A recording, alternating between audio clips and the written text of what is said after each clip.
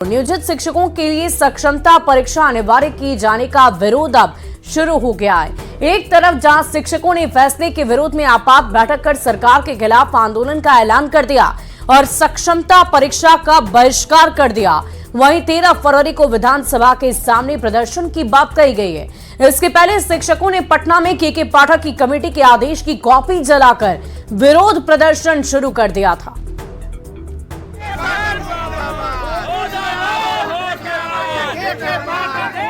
बिहार में एक तरफ शिक्षा विभाग तीसरे और चौथे चरण की शिक्षक बहाली की तैयारी में लगी है, तो दूसरी ओर नियोजित शिक्षकों की नौकरी पर तलवार लटक गया है। विभाग के अपर मुख्य सचिव के पाठक की कमेटी ने फैसला किया है कि नियोजित शिक्षकों को राज्यकर्मी का दर्जा देने के लिए उनसे सक्षमता परीक्षा ली जाएगी और इसके लिए 3 मौके दिए जाएंगे। अगर कोई नियोजित शिक्षक तीनों परीक्षा में फेल हो जाते हैं तो उनकी सेवा समाप्त कर दी जाएगी। ऐसा भी नहीं है कि कोई शिक्षक परीक्षा में शामिल नहीं होना चाहे तो वो अपनी नौकरी बचा लेगा, यानी सेवा जारी रखने के लिए नियोजित शिक्षकों के पास एकमात्र रास्ता सक्षमता परीक्षा से पास करना ही है। विभाग के इस फैसले का शिक्षक संघ ने विरोध शुरू कर दिया है।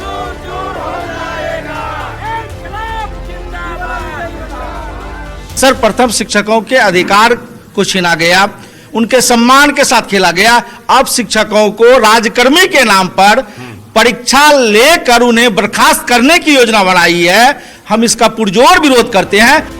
शिक्षक संघ ने विभाग के इस फैसले को हाई कोर्ट में चुनौती देने की बात कही है, तो सरकार के खिलाफ मोर्चा भी खोल दिया है। राज्य के सभी शिक्षक संघों ने एक आपात बैठक बुलाई और सरकार के खिलाफ आंदोलन की रणनीति पर चर्चा की। शिक्षकों का आरोप है कि के पाठक समानांतर सरकार चला रहे हैं। ऐसे में करीब 4.5 लाख शिक्षक आर पार की लड़ाई लड़ने के लिए तैयार है, क्योंकि सरकार का ये फैसला कतई मंजूर नहीं है।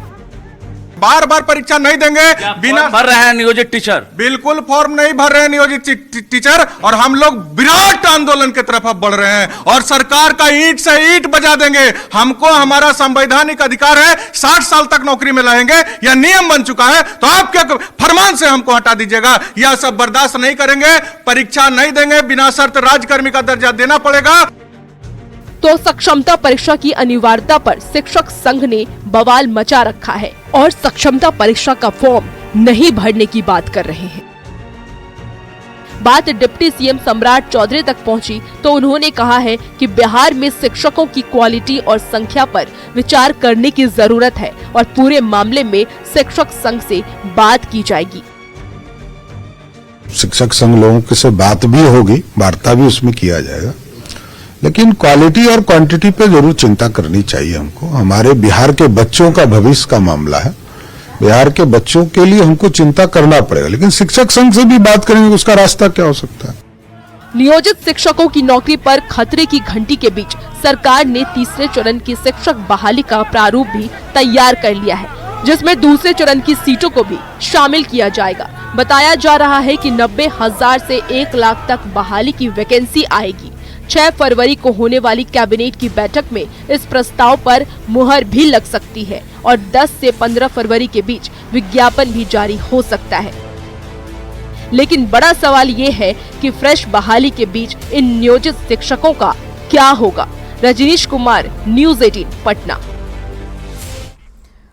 और चलिए अब खबर तो समझिए, नियोजित शिक्षकों की नाराजगी को समझ लीजिए। नियोजित शिक्षक राज्यकर्मी का दर्जा मांग रहे हैं। सरकार ने राज्यकर्मी बनाने का भरोसा भी दिया है, जिसके लिए सक्षमता परीक्षा देना अनिवार्य कर दिया गया है, लेकिन शिक्षक बार बार परीक्षा नहीं देना चाहते हैं। नियोजित शिक्षकों की अपनी ही दलील है और इतने साल की सेवा के बाद भी और परीक्षा क्यों, ये शिक्षकों की तरफ से कही जा रही है बात और बार बार इसी को लेकर उनकी तरफ से चर्चा की जा रही है कि अगर हमें नियोजित शिक्षक बनाना है तो इसके लिए हमसे बार बार परीक्षा क्यों ली जा रही है, क्यों एक बार नहीं बल्कि 2-3 दफा हमें परीक्षा पास करनी होगी। सक्षमता परीक्षा के लिए 3 बार मौका दिया जाएगा। आपको बता दें कि शिक्षा विभाग की तरफ से यह कहा गया है कि एक बार में अगर आप पास नहीं होते हैं तो आपको 2 और मौके मिलेंगे, 2 और बार आप परीक्षा में बैठ सकते हैं और परीक्षा को पास कर सकते हैं। तीनों बार फेल तो खत्म हो जाएगी नौकरी। यानी कि अगर कोई शिक्षक इन तीनों ही परीक्षा में पास नहीं हो पाता है तो वो अपनी सेवा से निवृत्त हो जाएगा, यानी कि वो शिक्षक बतौर बिहार सरकार में कार्यरत नहीं कर पाएगा। परीक्षा में नहीं बैठने पर भी नौकरी खत्म हो जाएगी। और अगर आप एक ऐसे शिक्षक हैं जो ये चाहते हैं कि आप परीक्षा नहीं दें और आपकी जो नौकरी है वो बनी रहे, वो भी नहीं होगा।